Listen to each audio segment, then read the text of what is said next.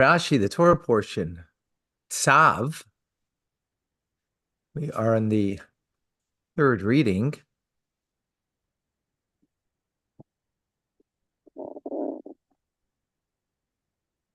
We now go into peace offerings, korban shlomim, and we'll see details.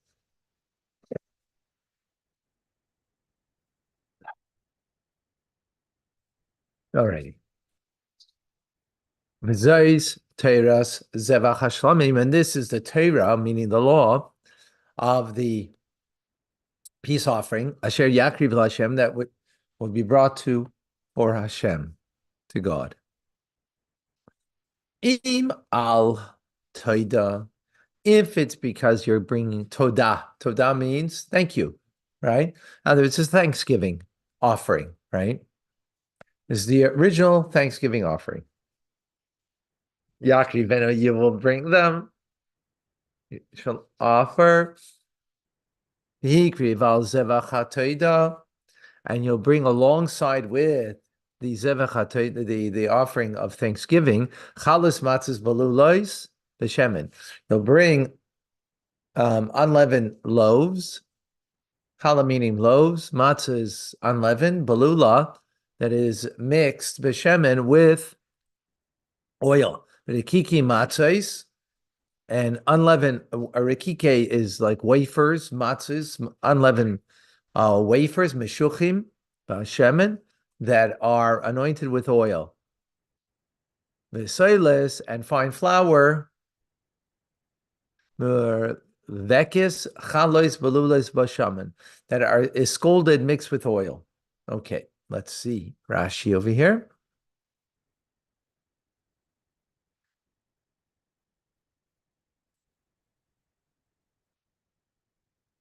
So verse 12, im al im al yakrivenu. So if you shall offer it for a Thanksgiving offering, im al davar haydah, if this is a matter of Thanksgiving, because when it comes to shlomim, right, a peace offering doesn't have to be a Thanksgiving offering. It could be a personal one. It could be a personal offering.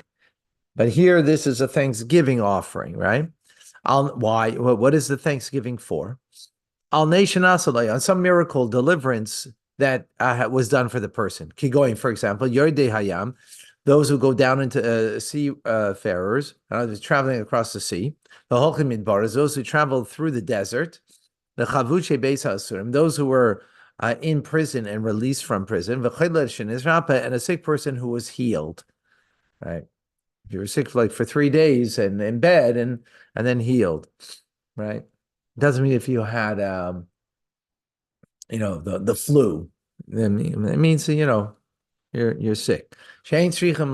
Those 4 types of people have to give thanksgiving. Shekosuv bahem, as it's written about them, yoidu laHashem chazuv nifloisav livnei adam, that they should give thanks to Hashem for His kindness and for the wonders that He has done. All right, that's from Tehillim. And they should slaughter a Thanksgiving offering. If over one of these causes of Thanksgiving, he pledged to bring this peace offering, that they are peace offerings of Thanksgiving, to unas lechem, they require bread, right? Ha'omar be'inyan, which is stated in this topic, and they can only be eaten by day and night. Meaning, unlike a peace offering, which can be eaten for 2 days, right? Meaning that day and the following day, right? This can only be eaten but that day and at night. It shouldn't be left over to the morning. No, not even. As explicitly stated here, as we will see in verse 16. We just did verse 12, verse 16. Okay.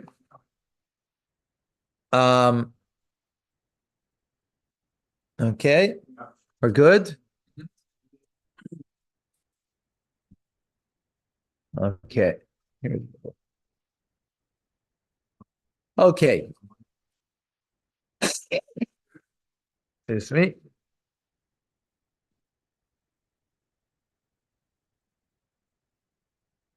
V'hikriv al zevach atayda. It was sacrifice.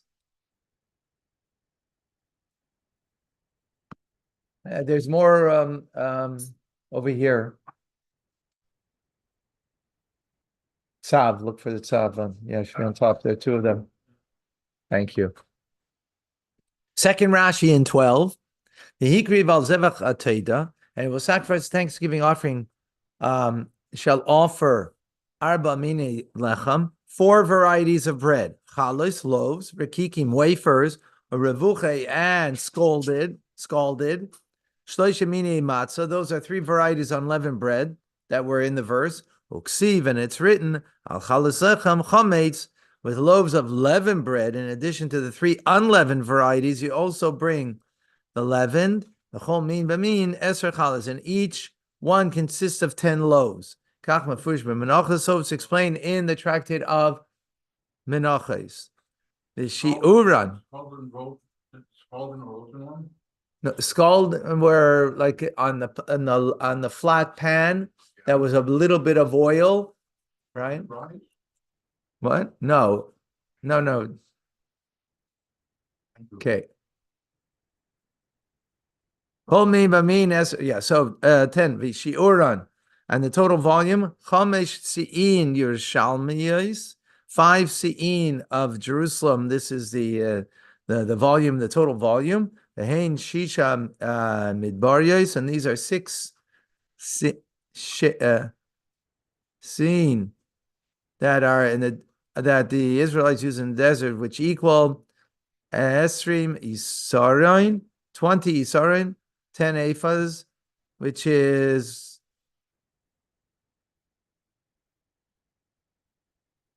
I'm trying to get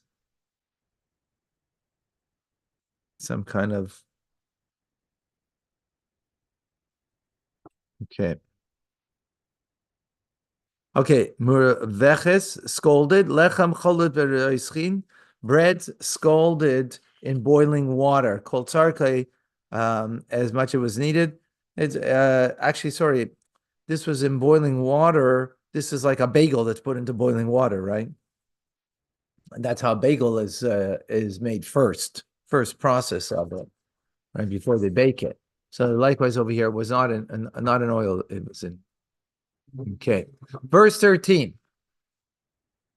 Okay, al achalos lechem chametz, along with, so in the previous verse we had 3 different types of unleavened bread. That this is again a person who's bringing a peace offering for a Thanksgiving offering for one of 4 reasons. Either the person crossed the sea, either the person went into the desert, or the person was released from prison, or the person was sick, bedridden in not with a flu, but bedridden and became healed. Those 4 people have to give thanksgiving to Hashem for being delivered, and this is what we're speaking about in these offerings here. So along comes the loaves of leavened bread, lechem chametz, Yaakov Karbana, he shall bring his offering, al zevach teidas, shloma, along together with the Thanksgiving peace offering. Rashi in 13. Yeah, everybody, we're at the same place. Be good that we are learning the same thing, not in different places, okay? That would be the better way to learn. Yaakov Karbana, the zevach, shall bring his offering with a sacrifice. Magid, this tells us she'ein halechem kodesh kedushas haguf, that the bread is not holy in inherent holiness. Inherent holiness means that the actual object is holy, right? That's what inherent means. As opposed to what's called kedushas damim, which is mean the holiness of value, right? That the object is not itself holy, but the value of it is holy. So he's saying Yaakov Karbano is al zevach. So he's saying that this is telling us that it's not inherent holiness. Yaakov Karbonai al Zevach. The apostle be yaitse to insofar as to invalidate by leaving it from the courtyard of the Beis Hamikdash utvul yoim, or by someone who is immersed by that day and did not wait till the nighttime, right? Or from being prohibited from leaving the state of holiness, so that non-holy, that a non-holy through redemption, until the sacrifice has been slaughtered. In other words, it's not inherent holiness until it becomes slaughtered, because it says, "You shall bring the offering along with the thanksgiving peace offering." It's along with it, but it's not it, so to speak. Meaning, it's not inherent holiness to it. It's only got value of holiness to it. Only until when something was slaughtered, at that point, that's when it becomes inherent holiness to it. Therefore, the bread doesn't become invalid if it was taken out of the area where it needs to be eaten, or if someone who was immersed in the mikvah but didn't wait till the evening yet and came in contact with this bread, right? The sun hasn't set yet. So until the animal is sacrificed, right? So it doesn't have an inherent holiness. Verse number 14. V'hikri mimenu echad, and he shall offer from it one, mikol korban teruma, one out of each offering, lahashem, to Hashem, lakoyin, to the koyin, azoyik dam, hashlamim loy yiyeh, to the koyin who sprinkles the blood of the peace offering, it shall be his. So this person who's bringing, right, this person, let's say it was released from prison or whatever, right? And now he's bringing, he shall bring from each offering, as it's separated for Hashem, and the kohen to the kohen who's going to put the blood of the peace offering, and it shall be his. Whose? The kohen's. 14. Echad mikol korban, one from each offering. Lechem echad mikol min v'min, one bread from each variety. Yitol truma, ye should remove as a portion. LaKoyin ha'oved avaydasa, and it should go to the kohen who performs the service. V'ashar, and the rest of the bread, me'echolim lebailim, are eaten by the owner. Ubsara lebailim, and the meat goes to the owner. Except for the breast and the thigh,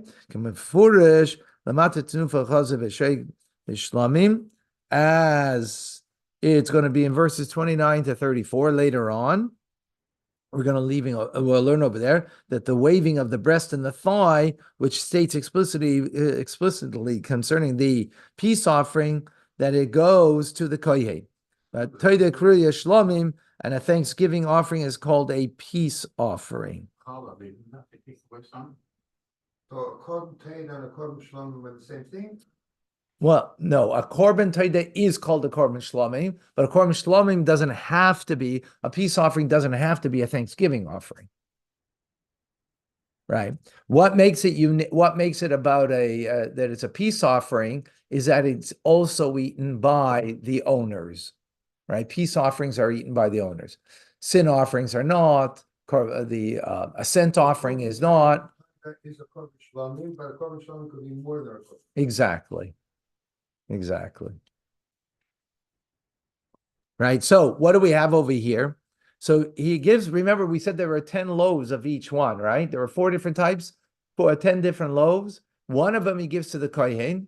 The other 9 are eaten by the owner. And together with the meat also eaten by the owner, except for that which is the breast and the thigh, which we're going to learn later on. That's what Rashi said. Okay? So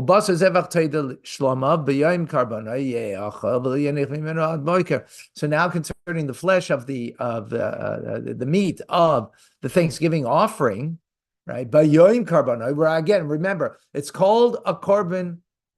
It's a Zevach Toida Shlomov. See, it's got Thanksgiving peace offering, right?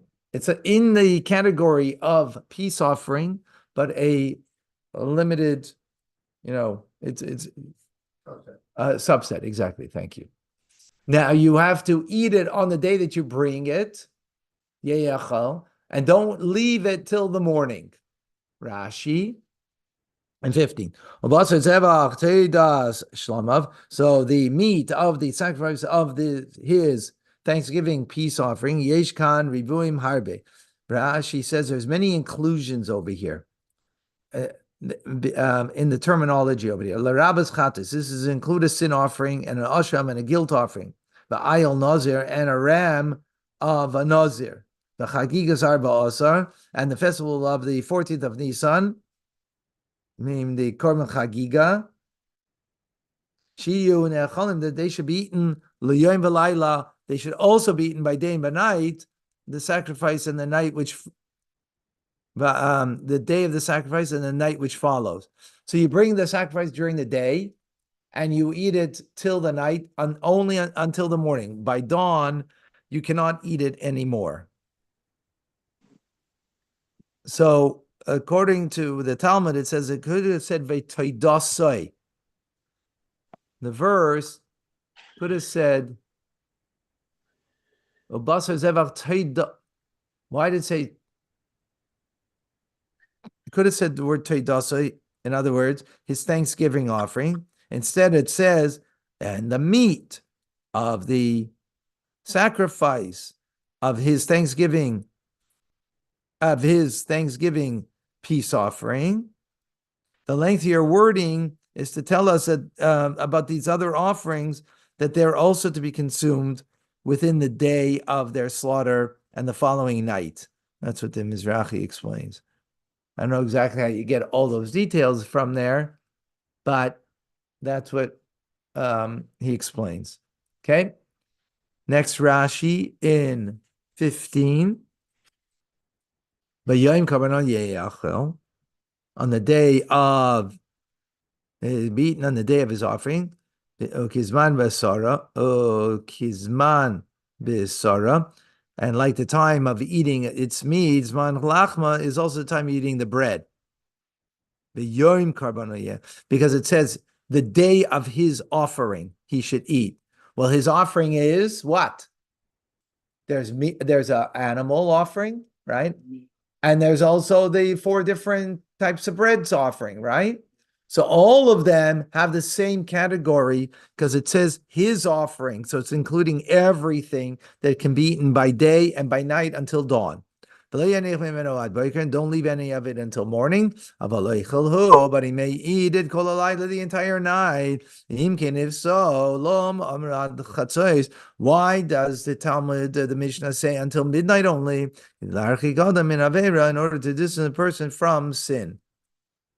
Now the law is only until midnight, even though the verse said until morning.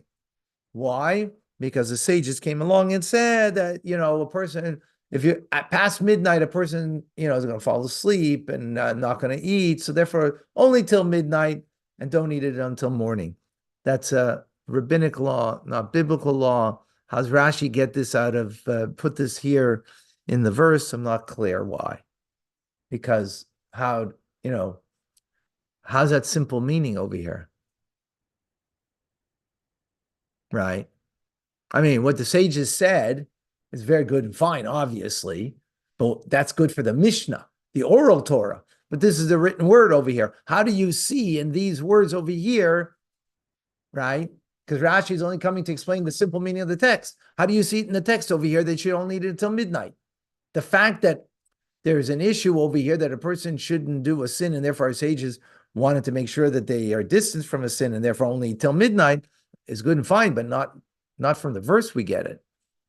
Follow my question?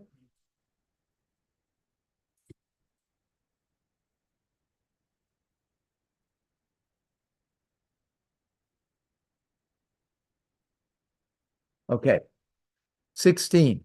The im neder. Okay, so we finished now with korban toida. right? What's a korban todah? Thanksgiving sacrifice, right? Which is under the category of Peace offering. a peace offering, korban shlomim, right? Exactly. Okay. Next, beam neder or nedava, if it's, however, a vow or a nedava or a voluntary donation, zeva karbanai. Now we're talking about bringing his offering as a sacrifice, but yom hakriva, on the day that he brings him as zivche yachel, he shall eat his offering. Remember, this is eaten because it is a peace offering, right? Peace offerings are eaten by the owners, unlike an ascent offering or a sin offering, which we've learned previously, right? So he shall eat it. And he should also eat the next day. Here's different. Next day, right? Let's see Rashi in 16. But if he brings an offering because of a vow or a donation, not because he needs to give thanksgiving, he didn't bring him because of thanksgiving for a miracle that God did for him. Guess what? He doesn't have to bring bread. Not only that, but he has 2 days to eat it. That's what the verse said. Becoming foolish, as explicitly explained in the verses. And the next day you can eat it, what is left over from the first day. Barisha, and on the first day, yechal may be eaten. And whatever's left over from the first day, vav zu yeseirehi, and this vav hanaisar is superfluous. And there are many like that in scripture, in Torah. Going, for example, va'aya, ve'ela b'nei Tziva va'aya, and these are the sons of Tzivya and Aya. Kedesh, Kedesh, Tzava, allows us the holy and the host to be trampled. Others, he's just bringing a proof that the vav is, in other instances, it's extra because it doesn't mean you don't need the and over here, but that's often Torah speaks that way. Yeah, but isn't it so that every letter or every word in the Torah is important? So what is the significance of this vow? And the simple meaning, you say. Yeah, in the simple meaning, there will be significance absolutely, but in the simple meaning, it doesn't have to have significance, right? It doesn't have to have significance because a lot of times Torah is repeated things, right? But we have narratives that are repeated. We have we have a lot of things that are repeated, and sometimes only to bring out one idea on the simple level, on the drush and the hinted meaning and the esoteric meaning. There will be, but on the simple meaning, right? For a 5-year-old, doesn't have to be that way. Okay. Rashi.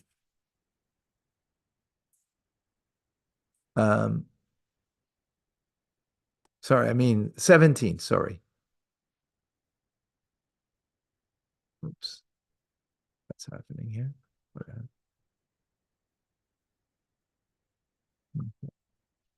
17.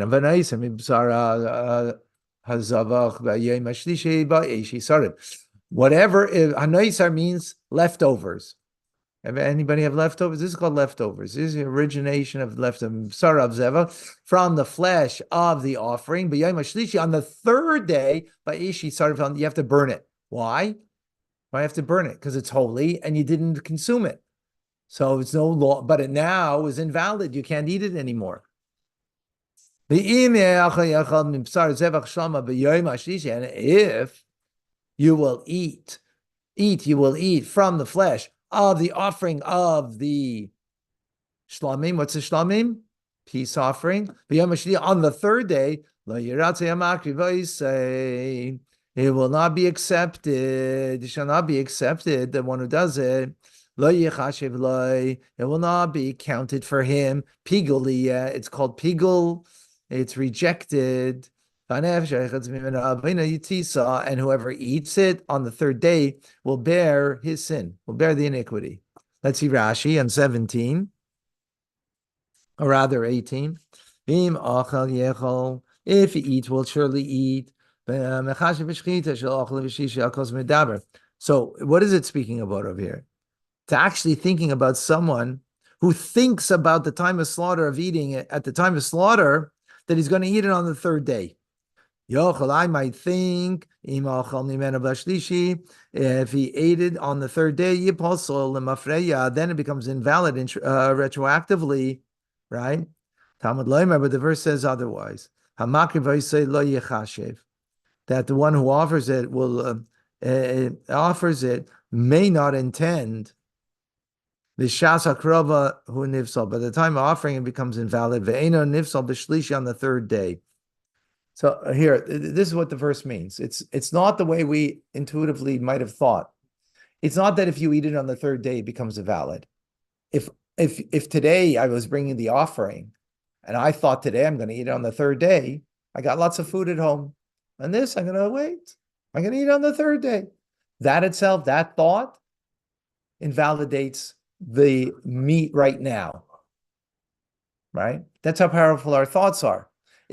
Forget it. Maybe in the end you only ate it on the allotted time, but your thought right now is I'm going to eat it on the third day. That invalidates it immediately. Okay.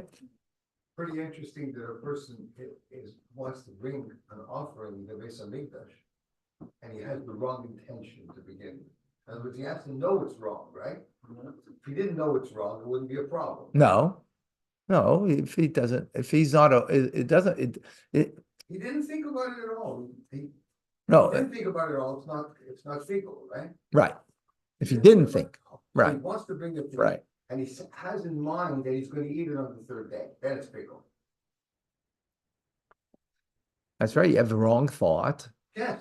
Okay, so he intentionally brought an animal which cost a lot of money, and he's bringing it to the Beis Hamikdash, and he has already the wrong thought to begin with that he's going to eat it on the third day. It's pretty amazing. I mean, this is Torah, so it's just giving us the parameters of the law of it, right?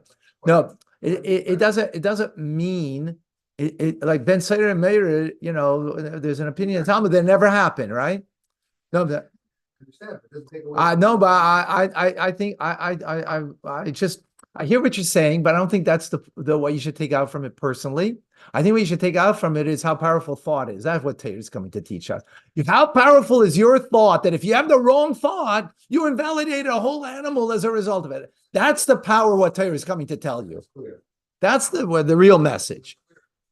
The fact that someone would be foolish enough to have that, okay, whatever. That's not, not here, not there.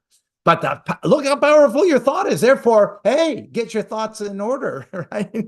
That's how powerful that's what really the Torah is coming to tell us. So it becomes an Eno Nifsal B'Shlishi, and then becomes Valentine. It became Parushay, and this is the interpretation. B'Shasa Kravotse, the time of the offering, Loisala Zeis Machshava, don't have this thought, right? Shouldn't have this thought. And if you did, Pigul, this is called Pigul. Pigul means rejected, right? It's a term that's we're going to learn. Huh? Okay. Rejected, contemptible. Okay. Here it says rejected. Fine. Either way, it's called either way it's Pigul. Either way it's Pigul. Right. Exactly. And the soul that eats from it, even in a normal time, he will bear his sin. So that's the novelty over here, right? So again, if you look at the verse, okay, you know what? We don't have enough time. Not enough time to learn this. Okay. 19. And the flesh that will be touched, b'chol tameh, anybody who's unclean. Unclean meaning someone who, was zava, what had an emission or was, whatever it was, not pure, should not, that if he touches it, don't eat it. But ish tesar, if you have to burn this flesh now, this meat, babasar kol tar yechal basar, and the flesh, all that are pure, they can eat this flesh. Interesting. Why does it have to say that? Didn't we know that already from the inference? Let's see Rashi. Babasar, but the flesh, shel kodesh, that are holy, shlamim. In other words, a peace offering is holy. That any impure, that touches any impure thing, you may not be eaten. So not just a person, by the way. It could be an object that's impure, not just a person. I said it in the form of a person, but it could be anything. Right? The abasar, but the rabbis, it says vehabasar. The rabbis is include aver sheyotza miksase, a limb part of which has gone outside of the holy area, but which is required to be eaten. Meshapnimi mutar, that the inner part of it is still permitted. So let's say you had a piece of meat. Here's in the courtyard. Here's outside of the courtyard. So some of it is inside, some of it is outside. So the part of it that was now it's outside, it's in an impure place, right? So that becomes impure. The part that's inside is still got purity. That's what it means. Habasar, the flesh. And only the flesh that came in contact with the impurity. Meaning, if part of the flesh didn't, it is still pure. Right? As it gave in the instance where it was on the borderline, crossing the border, right? Kol Torah yechal basar, any pure person may eat flesh. Why is the Torah coming to tell us? Obviously, if we just said that anything that's impure touches, obviously you got to be pure to touch it, right? In order to eat it. Isn't that, so why is it coming to tell us this? So, because it says the blood of your offering shall be poured on the altar, and the flesh you shall eat. So I might think that what? That only the owner of the peace offering can eat the flesh, can eat the meat. That's why it says called Torah. Any pure person may eat flesh. Aha. In other words, how do I know that a kohen? Wait, I'm not clear on that. But actually, I was not clear on what you just said. Let me just see that again.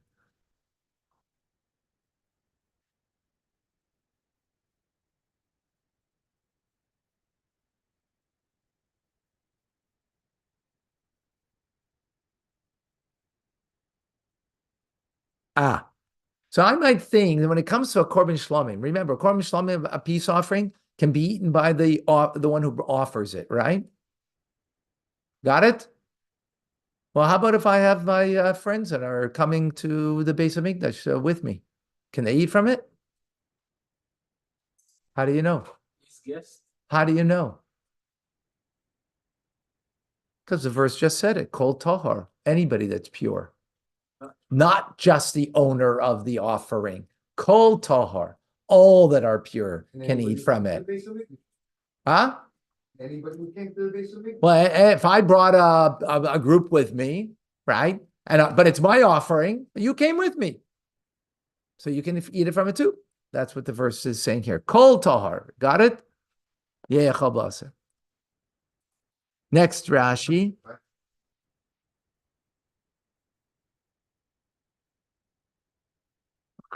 Sorry. Yeah. But flesh, any pure person can eat. Kaloimar, that's to say, anything I forbade for you, regarding sin offering and a guilt offering. For example, that if you took this meat outside of the curtains of the courtyard of the tent of meeting, assume they become forbidden. As it's written, all day you have to eat in the courtyard of the tent of meeting. The meat has to be eaten. The bosses regarding this flesh of a peace offering, I say to you, or any pure person may eat from it, meaning in the entire city. In other words, you don't have to eat it in Jerusalem. It would be the entire walled city of Jerusalem, not just on Temple Mount.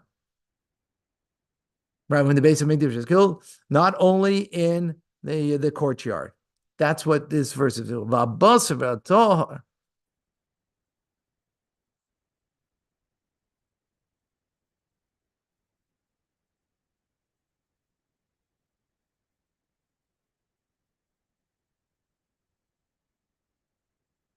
Mahabasar.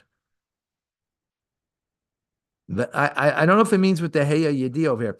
This flesh, anybody pure in the entire city can eat it. In the entire city in Jerusalem, right? Okay, verse 20. And any person who eats from the flesh of the offering of the peace offering, Asher La Hashem, that is to God, v'tumasa alav, and he does have impurity on him,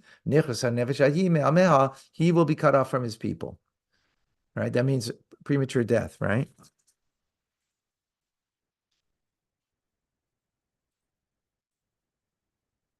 Oh my gosh. Ever going to finish this together here? Okay, 20. They're speaking about impurity of the body, of one who is eating, and not that the object, not that the of the object eaten, right? The person is impure, not what you're eating is impure, right? Because that's what it says, to masay alav is upon him. However, if a pure person, ate an impure thing, right? An offering that became impure, and on the ishkaris, he doesn't get karis, he doesn't get premature death. Ella azhara, but he transgresses a negative commandment. But the flesh that touches anything that's impure, azhara tameh, she'achol is a tohar, the negative commandment against one who is impure eating an offering that is pure, and a Meferesh B'Torah is not explicit in Torah, but the sages derive it b'gzeirah shava from gzeirah shava.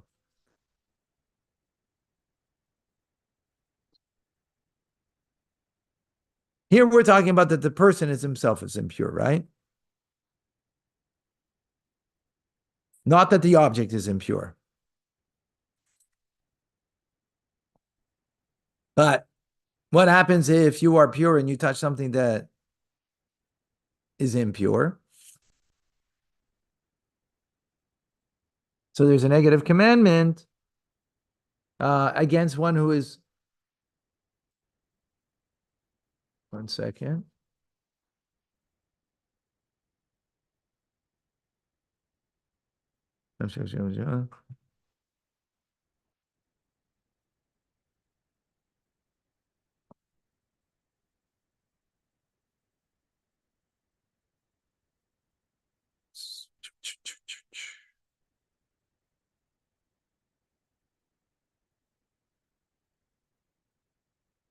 Aha. So there's eating something when you're in an impure state. That's when you get kares, premature death. But how about if you touched something when you're in an impure state? So that is a negative commandment. You didn't eat it. You only touched it. And that is learned out from the sages. Okay. There are three premature death, kares, in regard to eating that which is holy when a person's body is in a state of impurity. The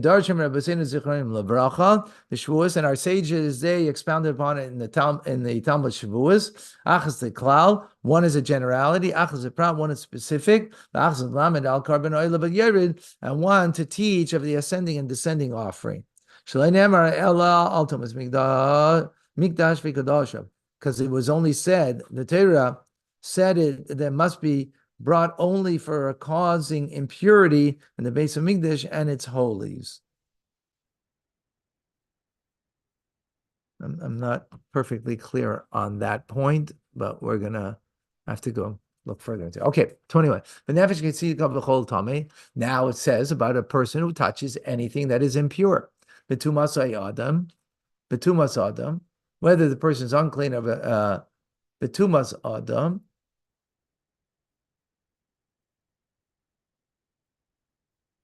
whether unclean from a human, or behema, or of an animal, tameya. The person's unclean, or behema tameya, an unclean animal, or bechol sheretz tame, or any creepy crawling that's impure. Basar psar zevach hashlamim, and he ate from that flesh. Asher la Hashem nichrasa nefesh ahima. How that person gets cut off. So here it spoke about touching it, and then he eats from it. So it's only when he eats from it that he gets cut off, premature death. We're going to a new idea over here now. Speak to the children of Israel. Lamor saying,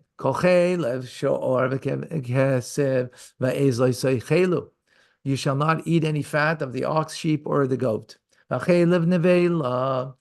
the fat of a nevela. A nevela is an animal that died in the field, right? V'cheilav treifa, and the fat of an animal that was treif. Treif means it was a sickly animal and would die within a year, right? You may use it for any work, but you should not eat from it. Let's see, Rashi 24. But you may put it to work. It comes to teach us about forbidden fat. It does not transmit the impurity of an unslaughtered carcass, right? And a carcass that died.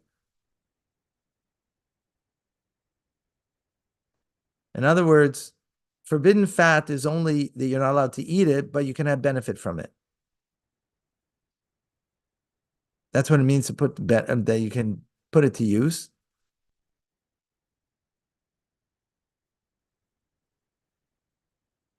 Rashi, what's the fat you can't eat? Huh? What's the general statement, right? Yeah. You can't eat any of the fat. What does that mean? Not exactly clear, because there are fats you could and fats that you can't. So I don't know. That's the general statement. Yeah, I know. I don't know. Good question. It continues to talk about only other exceptional ideas. Right. Carcass, not carcass. Yeah, I don't know. Good question. And Rashi doesn't say anything. Yeah. There's a fat at the tail of the animal. But it's not specified. Yeah, it's not specifying. That's the point. For sure, the back end of the animal, not just the tail, the back end of that. The entire back end of the So second Rashi, v'achol lo yisachluhu, you shall not eat it. Amra Torah comes as yavai iser navela utreifa, that the prohibition against eating unslaughtered carcass and a mauled animal, right? Come yachol al iser chelev, and they take effect in addition to the prohibition of forbidden fat. She'im ochlu, that if you ate this unslaughtered carcass or a mauled animal, yischayiv, you're culpable. Af alav shel nevela. Also on the transgression of the negative commandment of unslaughtered carcass, and you shouldn't say ein iser chal al iser. The one prohibition doesn't come to on the second prohibition. Aha. So maybe here's the answer. Maybe the Rashi is explaining over here. The way I understand it over here, you're right. It's not giving us the general, all the specifics, because the Torah has already told us specifics about the fats that we can't eat, right? So it's just giving us in general over here, because it's really only coming to tell us this because that if you eat the animal with those fats, right, that you're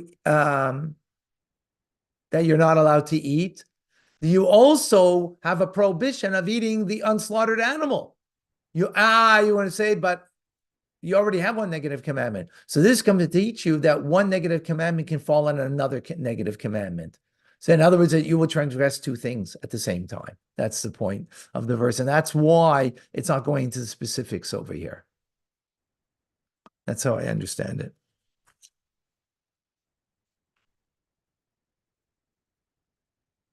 Kol eichel chelev mina behema. For anyone who eats fats from the animal, asher yakriv mimenu, that you bring from it, la Hashem, a fire offering to God, that person will be cut off from his people. Meaning, I guess we said, premature death. So here's on the fats, right, of that you're not allowed to eat, right? Okay. Oh man. Okay, folks, we're gonna have to start our Chumash and Rashi class earlier every day, because it's taking time. Baruch Hashem. And unfortunately, I can't continue because we have a lot of people waiting for Tanya now. So we're going to go to Tanya.